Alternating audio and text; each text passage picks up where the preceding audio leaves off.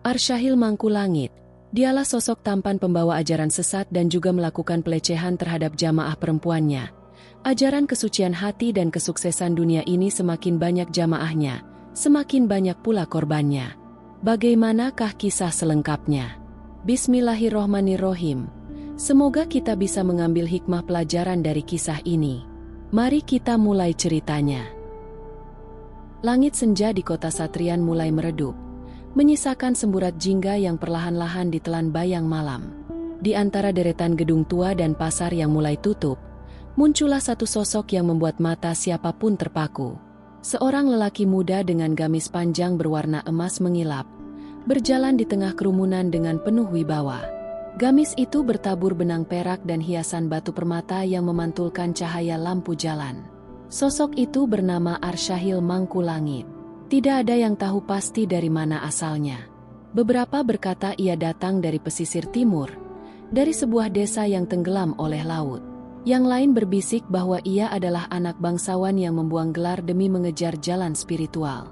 Namun satu hal yang jelas, kemunculannya mengubah suasana kota. Arsyahil berbicara di alun-alun pada malam pertama kedatangannya. Suaranya dalam, bergetar di dada mereka yang mendengarnya.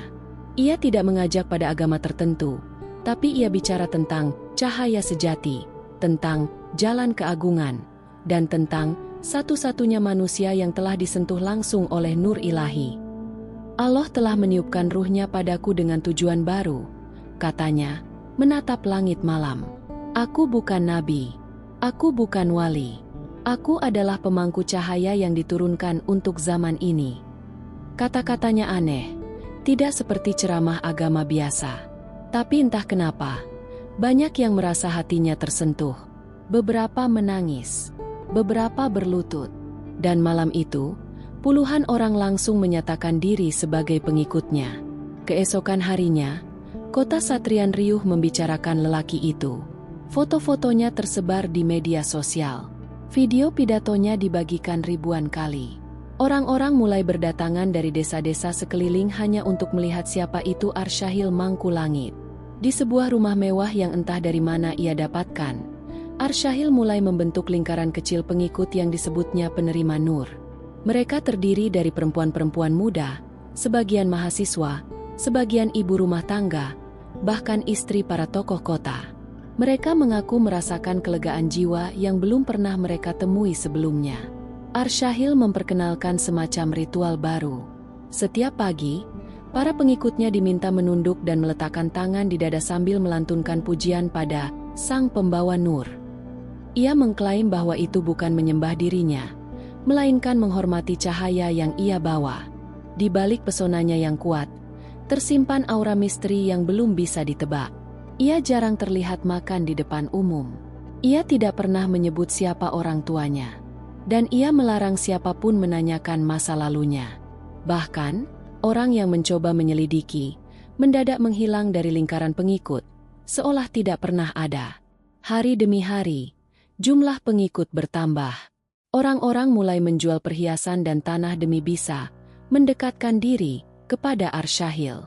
Mereka percaya, semakin besar pemberian, semakin besar pula nur yang akan diterima. Namun, tak semua orang terbuai. Di pojok kota Satrian, seorang wartawan muda bernama Adisti Rahma mulai mencium keganjilan. Ia melihat pola-pola yang mencurigakan. Foto para pengikut wanita yang dulu aktif di media sosial, kini mendadak diam. Beberapa bahkan menutup akun mereka. Yang tersisa hanya foto-foto pujian dan kultus terhadap Arsyahil.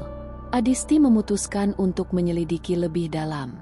Namun ia tahu, permainan yang sedang dimainkan lelaki glamor itu jauh lebih licik dari yang terlihat di permukaan. Adisti Rahma mulai menyusun langkah. Ia bukan wartawan besar, hanya bekerja di media lokal bernama Lensa Satrian.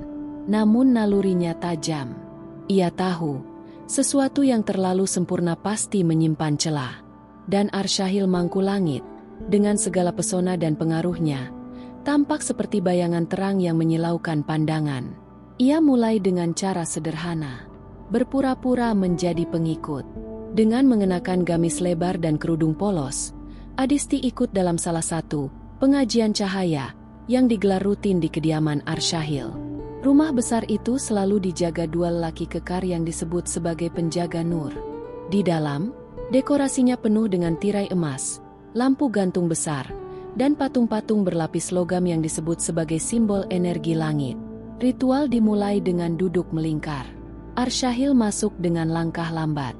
Kepalanya selalu menunduk, tapi matanya tajam, menelisik satu persatu wajah yang hadir. Saat ia mulai bicara, suasana mendadak hening.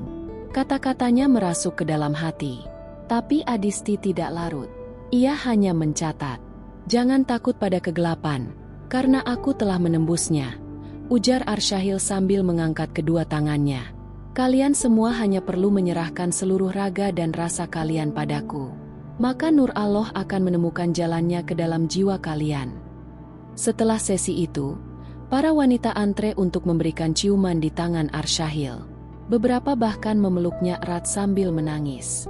Ia hanya tersenyum, lalu memberikan sentuhan di kepala atau punggung mereka, seolah menyembuhkan sesuatu yang tak kasat mata. Adisti berhasil mengobrol dengan salah satu wanita muda bernama Sinta.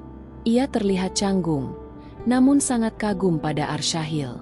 Sinta bercerita bahwa sejak ikut ajaran itu, ia merasa lebih hidup, lebih diperhatikan secara batin. Saat Adisti bertanya apa maksudnya, Sinta hanya tertawa dan berkata, "Enggak semua hal bisa diceritakan, kadang harus dirasakan sendiri." Semakin dalam Adisti menyelami lingkungan itu, semakin jelas pola yang mencurigakan. Arsyahil tidak pernah berinteraksi langsung dengan pria dalam kelompoknya. Ia selalu dikelilingi wanita.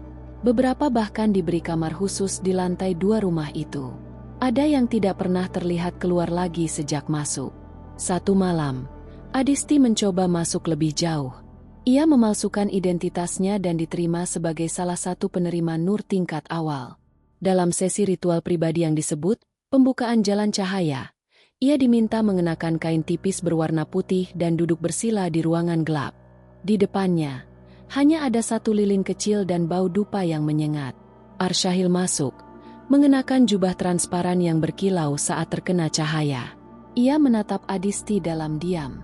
Seketika, Adisti merasa ada tekanan kuat di dadanya, tapi bukan karena spiritual. Ia sadar, ini bukan praktik agamaan, tapi sebuah bentuk manipulasi psikologis yang diselubungi kemasan mistik. "Jika kamu ragu," bisik Arsyahil lembut, "itu karena ego kamu belum mati. Biarkan aku yang menghancurkannya." Adisti pura-pura menurut, namun hatinya semakin bulat. Ia harus membongkar ini. Ia harus menunjukkan pada dunia siapa sebenarnya Arsyahil Mangku Langit. Namun ia tahu, satu langkah salah saja bisa membuatnya lenyap seperti pengikut-pengikut lain yang tiba-tiba menghilang. Malam itu, ia keluar dari rumah Arsyahil dengan hati berdebar. Di luar, langit Satrian dipenuhi awan hitam. Hujan belum turun, tapi badai telah mendekat. Pagi itu, aula utama tempat Arsyahil biasa berdakwah penuh sesak. Jamaah terus berdatangan dari berbagai kota dan desa. Mereka semua duduk bersila dengan wajah penuh harap, menghadap panggung megah tempat Arsyahil berdiri dengan jubah emas menyilaukan. Wajahnya bersinar oleh sorotan lampu yang telah diatur sedemikian rupa. Iringan musik lembut mengalun pelan, menciptakan suasana yang seolah-olah sakral, meski sebenarnya mengandung banyak rekayasa dan tipu daya. Kesuksesan duniawi tidak datang begitu saja, ucap Arsyahil lirih namun menggema. Ia memerlukan pengorbanan, persembahan, tanda bakti kepada yang mampu membuka pintu langit. Para jamaah mengangguk-angguk, sebagian langsung merogoh kantong mereka. Emas, perhiasan, uang tunai, bahkan surat tanah mulai dikumpulkan oleh asisten-asisten Arsyahil yang berdiri seperti penjaga kerajaan. Namun tidak semua memiliki harta. Beberapa jamaah perempuan, yang datang dari latar belakang miskin dan terhimpit kebutuhan hidup, mendekat dengan wajah bimbang. Mereka menunduk, mengusap air mata, dan bersimpuh di depan Arsyahil dengan tubuh gemetar. "Kami tidak punya emas atau uang, Tuan Arsyahil," ujar seorang perempuan muda dengan suara lirih. "Tapi kami ingin kesuksesan. Kami ingin kehidupan yang lebih baik. Tolong bimbing kami." Arsyahil menatap mereka dengan senyum samar. Ia menunduk, menggenggam tangan mereka satu persatu, dan berkata tenang. Jika kalian tidak punya harta, maka persembahkanlah kehormatanmu. Tubuhmu adalah pengorbanan tertinggi bagi langit. Itulah jalan menuju restu dan kelimpahan. Mereka menggigil. Namun hasrat akan janji kesuksesan dan keberuntungan telah membutakan banyak dari mereka. Dalam diam dan sunyi, satu persatu mengikuti Arsyahil ke ruangan khusus di belakang aula. Di sana, tirai-tirai tebal menghalangi pandangan dari luar, dan lilin-lilin harum membakar aroma rukyah palsu yang seolah membersihkan hati, padahal hanya menyamarkan kejahatan yang dilakukan di balik dinding suci itu. Kabar tentang persembahan kehormatan ini menyebar cepat namun samar, dibicarakan hanya dalam bisik dan isak. Para perempuan itu kembali ke rumah masing-masing dengan mata kosong namun membawa selembar kertas bertulis doa sukses dan berkah dunia yang dijanjikan oleh Arsyahil. Beberapa dari mereka bahkan kembali minggu berikutnya, menyeret serta temannya, adiknya, bahkan tetangganya. Tak ada yang berani bicara. Tidak satu pun.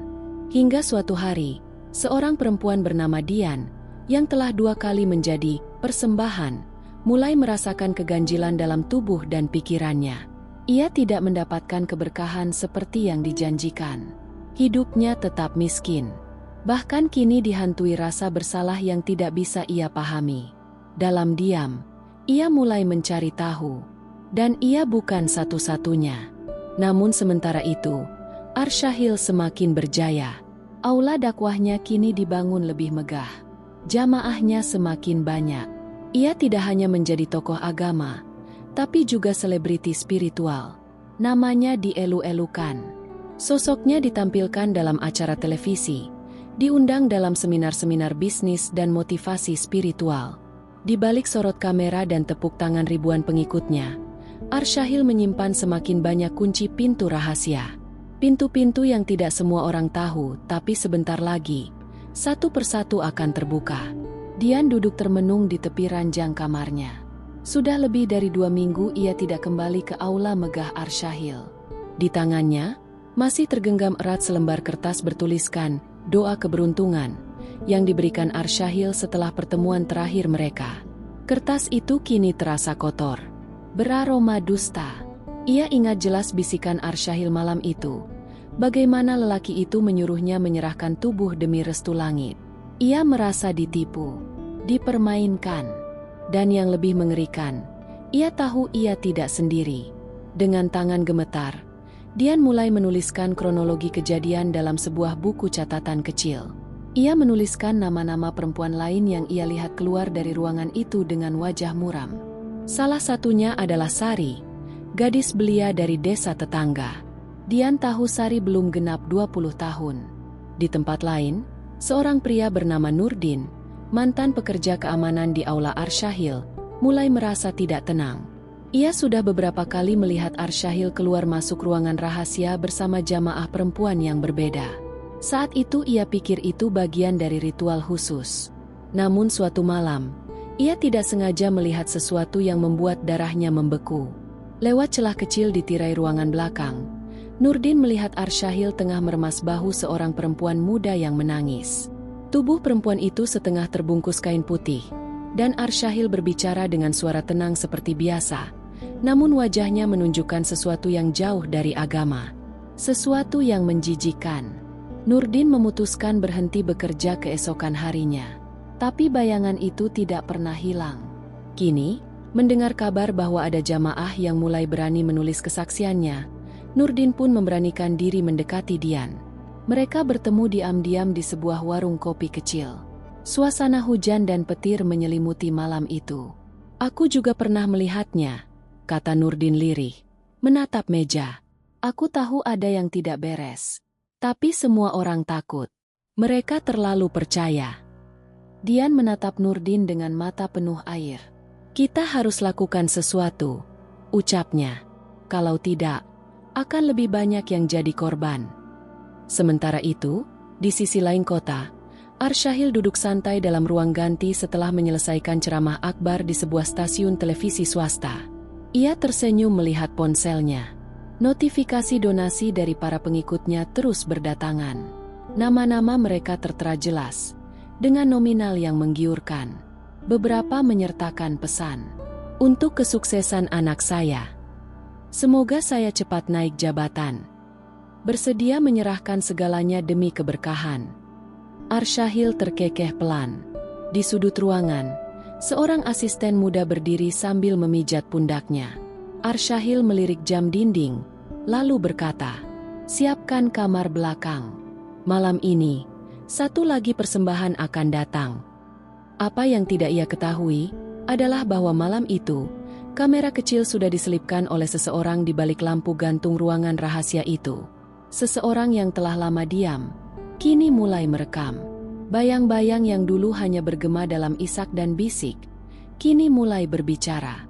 Pukul 3 dini hari, lampu-lampu aula megah Arsyahil telah padam. Namun di satu ruangan kecil yang terletak di bagian paling belakang bangunan itu, cahaya temaram masih menyala. Di dalamnya, duduk seorang perempuan muda berjilbab biru, tubuhnya gemetar, matanya tampak kosong. Di depannya, Arsyahil berdiri sambil membuka ikat pinggangnya dengan tenang, seolah semua ini adalah bagian dari ibadah yang sakral. "Ini bukan dosa," bisik Arsyahil, suara lembutnya seakan meninabobokan. "Ini bentuk tertinggi dari pengabdian. Kau ingin sukses, bukan?" Perempuan itu tidak menjawab, hanya menunduk. Ia terlalu takut, terlalu dalam terjebak pada sosok yang selama ini diyakini sebagai jalan menuju langit. Namun malam itu berbeda. Kamera kecil yang telah diselipkan oleh Nurdin diam-diam menyala, merekam setiap detail gerakan, setiap kalimat, dan setiap ekspresi.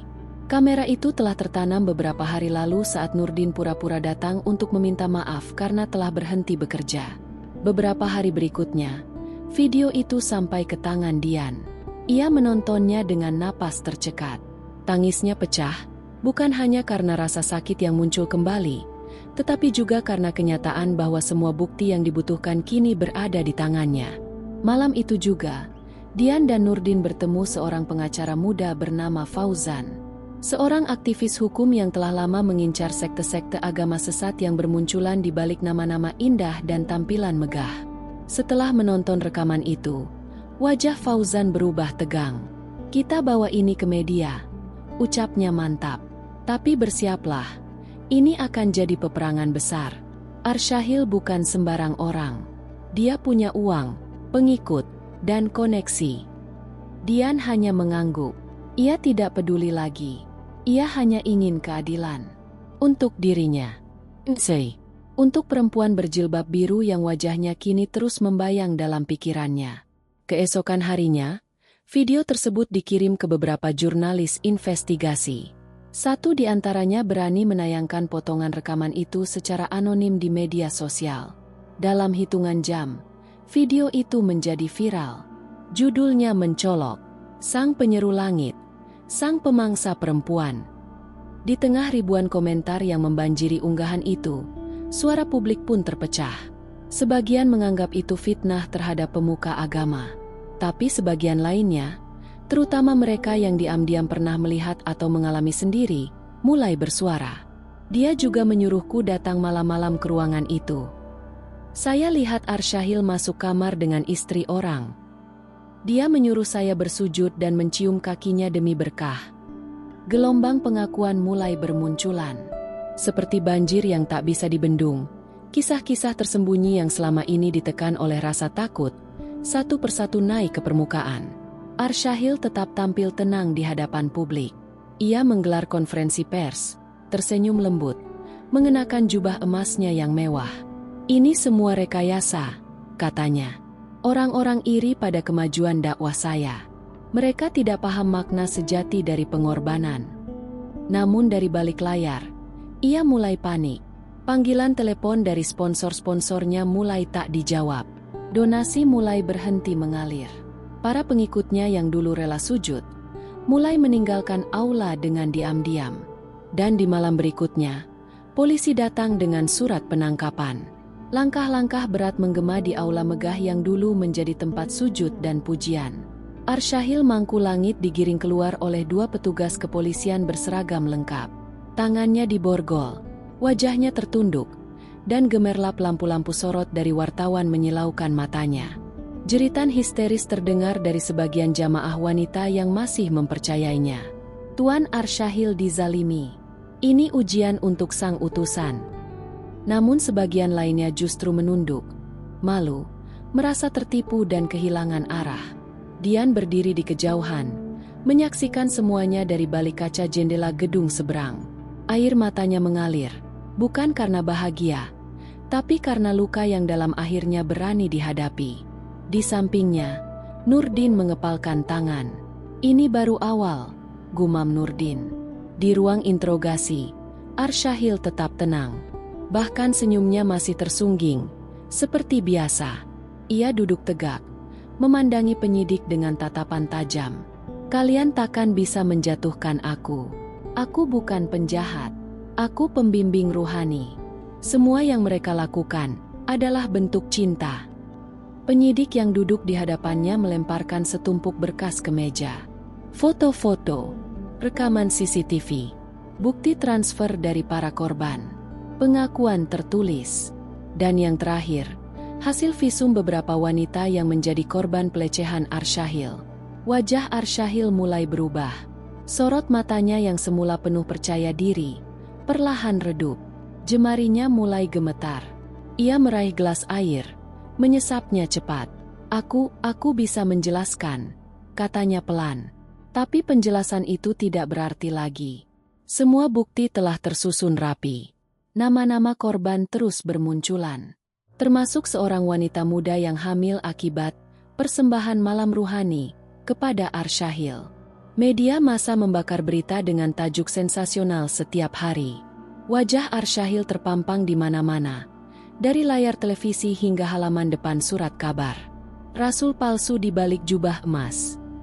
Sekte kemakmuran jadi sarang pemuas nafsu. Dari mimbar ke penjara, kisah sang guru sesat. Di balik dinding penjara, Arsyahil mulai kehilangan kendali. Tak ada lagi sorotan kamera yang memujanya. Tak ada lagi sanjungan, tepuk tangan, atau tangan-tangan yang mencium kakinya. Yang tersisa hanyalah dinding lembab, jeruji besi, dan deretan napi yang memandangnya dengan sinis. Beberapa narapidana bahkan mengenal wajahnya. Mereka menyeringai saat melihat sang ustadz glamor kini hanya mengenakan baju tahanan lusuh.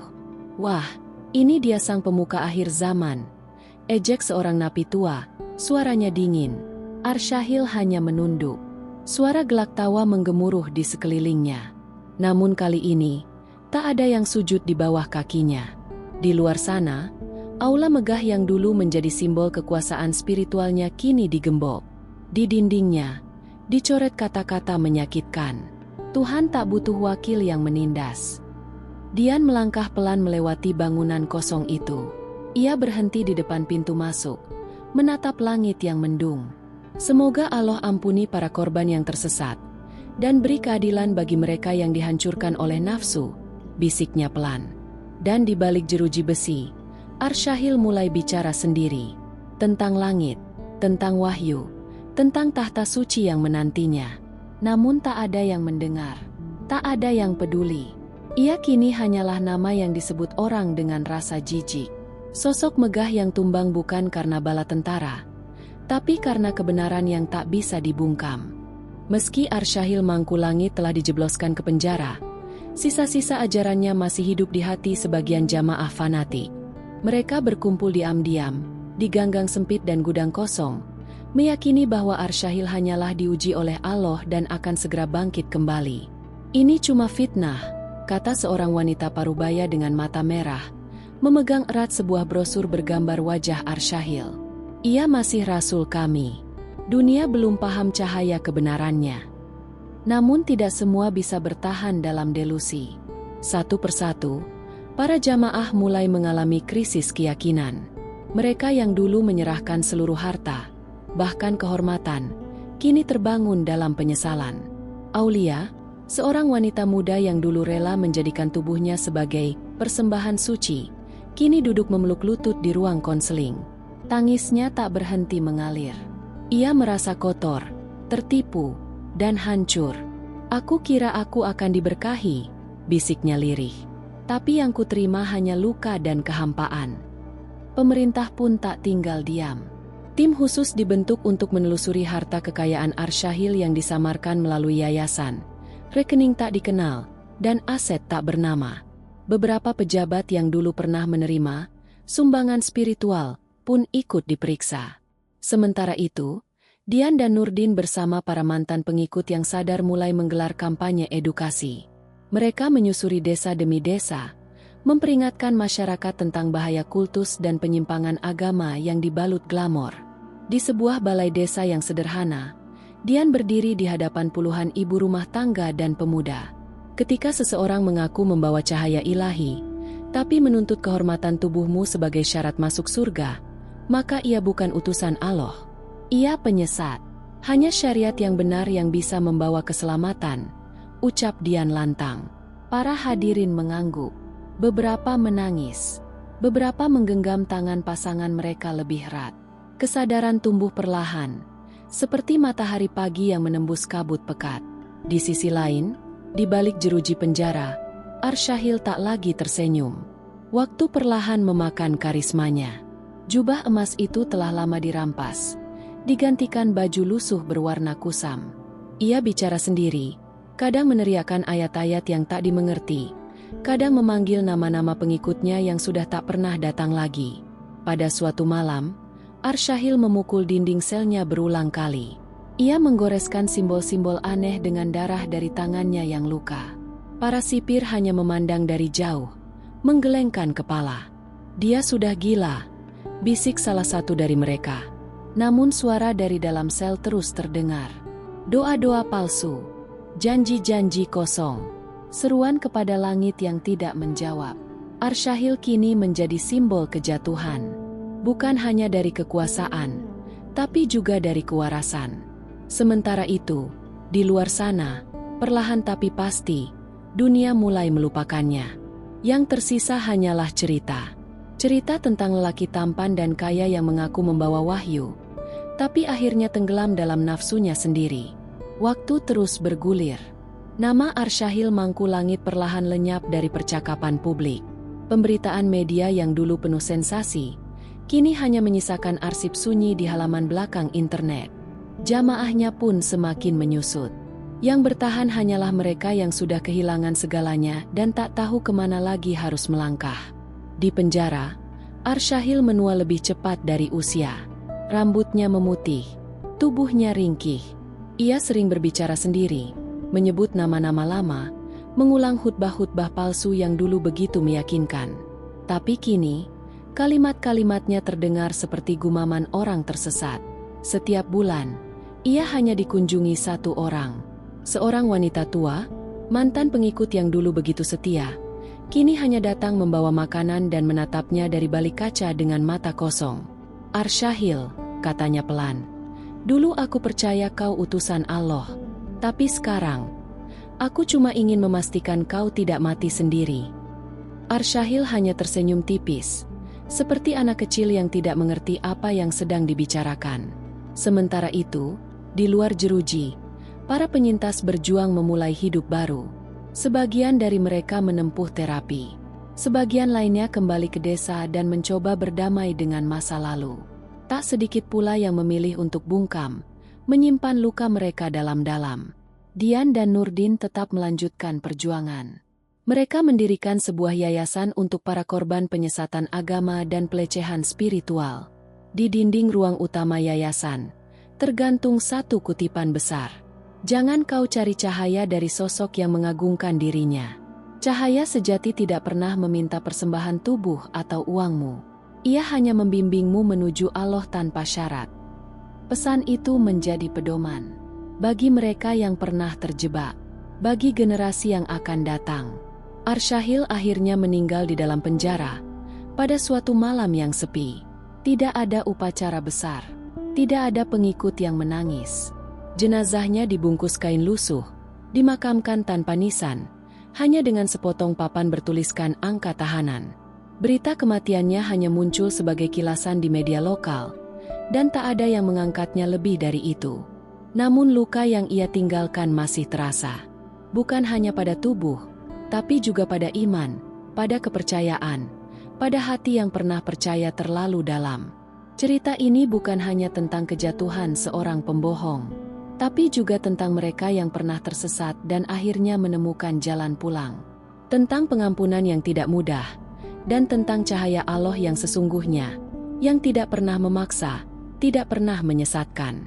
Ia hanya menunggu, dalam sabar, dalam diam, hingga hati manusia kembali mencarinya, tanpa perantara dusta yang berpura-pura sebagai pembawa wahyu.